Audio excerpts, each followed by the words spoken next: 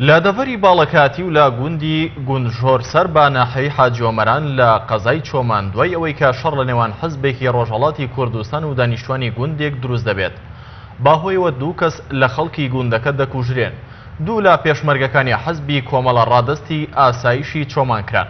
پامنیری پێم ئەوەشی گواستەوە دوای دروستبوونی دەمەقاڵەی لەگەڵ چەند گەنجێکی ناوچەی باڵەکاتی پێشمەرگەکانی کۆمەڵەی شۆڕشگێڕی زەحمەتکێشانی کوردستانی ئێران دەسڕێژی گولە لە خەڵکی گوندەکە دەکەن، دوو کەسیان دەکوژن و دوانی دیکەش بریندار دەکەن کە هەر چواریان بران و ئەندامی یەک خێزانن. یەکێکیان ئەندامی کۆمیتەی یەکێتی نیشتیمانی کوردستانە.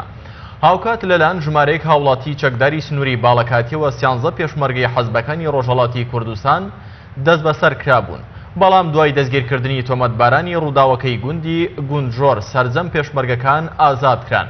شوانی ئاماژە بۆکردنە دوای ڕووداوەکە هاوڵاتیانی ناوچەکە هەڵیان کوتایە سەر بارەگاکانی پارتە سیاسەکانی ڕۆژهەڵات و بەشێکی زۆری بارەگاکانیان سووتاندن و داوا دەکەن بە هیچ شێوەیەک ڕێگە بەکردنەوەی بارەگاکانیان نەدرێت.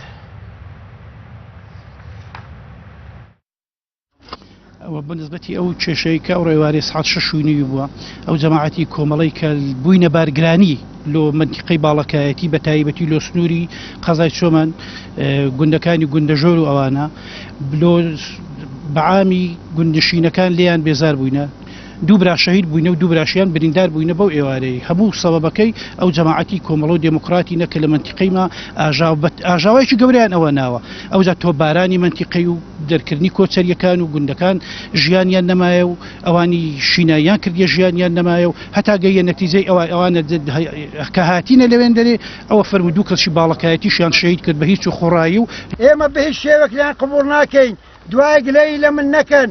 ئەمن منداڵەکانی خۆم، گەنجەکانی خۆم، خزمەکانی خۆم، باڵەکایەتی خۆم پێران هاوەستی دوای گلێمان لێ نەکەن. بەخێبەن سەر چاوان خوا خێر و منیش زۆر زۆر مەمنون.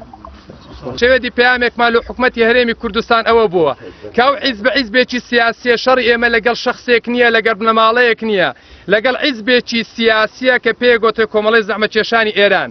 داوامان لێکردبوو هەتا ئەو ڕۆکە کە دەینە سەر قەبران ئەو تاوانبارانە بە بەرپرسی ئەو شوێنەیەکەوە بەرپرسی گوندەژۆریشیان بگیرێت و لێکۆڵینەوەیان لەگەڵ بکرێت و لێکۆڵینەوەکەش لە ماوەیەکی کووردا لە خەڵکی باڵەکایەتی و کوردستان ڕۆم بکرێتەوە، چونکە تەحەدا لە خەڵکی کوردستان کرایە، چونکە ئەوانە خزمەتی زۆریان کرایە. دومینیش پەیامەکەمان ئەوە بوو لەوەی هەمووتان لەتان مەعلوم بیتن نابی ئەو حیزبانە لە منتیقەی باڵەکایەتی بمینن.